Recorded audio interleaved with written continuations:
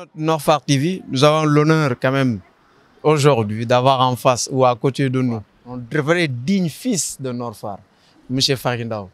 Bonjour M. Fary. Bonjour Djibi, bonjour Samba et tous les téléspectateurs de Nord-Phare TV. Très content d'être ici parce que c'est notre quartier, c'est mon quartier depuis plus de 30 ans maintenant. M. Fary, le 17 dimanche, quelle est votre première impression après avoir voté? Alors, j'ai accompli mon devoir citoyen comme lors de chaque élection ici à l'école japonaise de Nord-Phare. Je suis très heureux d'avoir pu voter dans le calme, comme c'est de coutume ici, accompagné de ma famille, en revoyant des amis comme vous tous et toutes ici, les aînés. Et c'est comme ça que fonctionne notre quartier, dans la paix, la concorde, et je peux dire tous les quartiers du Sénégal, parce qu'à chaque élection, les citoyens démontrent aux politiques qui parfois sont dans des tiraillements qu'ils ont la maturité pour pouvoir accomplir leur devoir citoyen dans le calme et, le cas échéant, ici, élire de nouveaux députés. Inch'Allah, je pense que ça va bien se passer. En tout cas, les conditions de vote étaient très correctes. Les mandataires des candidats étaient présents. Le bureau de vote était bien organisé. Machallah, comme d'habitude, zéro faute. D'après votre constat, la violence n'avait pas lieu d'hier.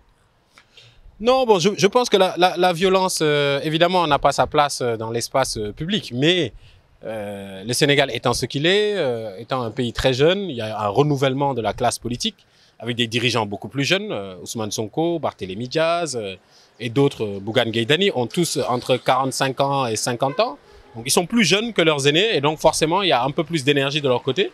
Maintenant, il faut dénoncer les actes de violence qui ont été commis. Notamment à Saint-Louis, c'est des actes qui sont inacceptables. On peut pas voilà, agresser des gens à l'arme blanche, en espérant aussi que les autorités seront plus rassembleuses, éviter les discours de vengeance, etc.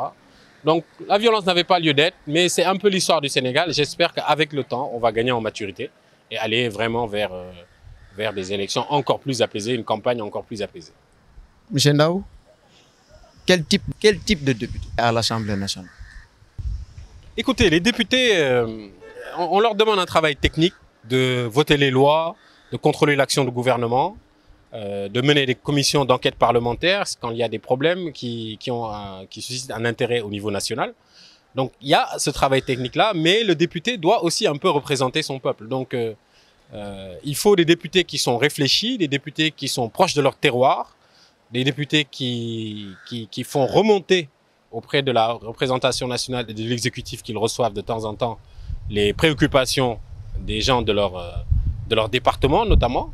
Et je pense que voilà, si ces missions-là que les députés ont sont remplies correctement, on devrait avoir une bonne législature. Maintenant, peut-être juste une petite boutade, qu'il y ait un peu moins de bagarres et de rouleaux, même si bon, ça fait partie un peu de toutes les assemblées nationales du monde.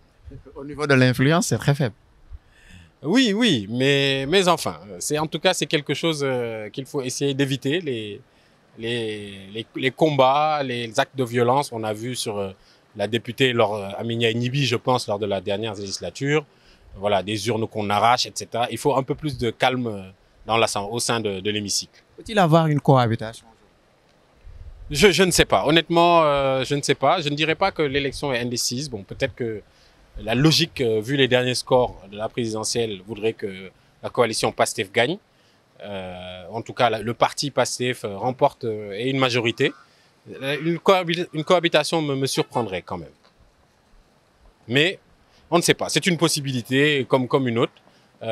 Même si l'opposition étant très éclatée, malgré le jeu des intercoalitions, il sera difficile, à mon avis, de mettre en minorité le nouveau parti au pouvoir.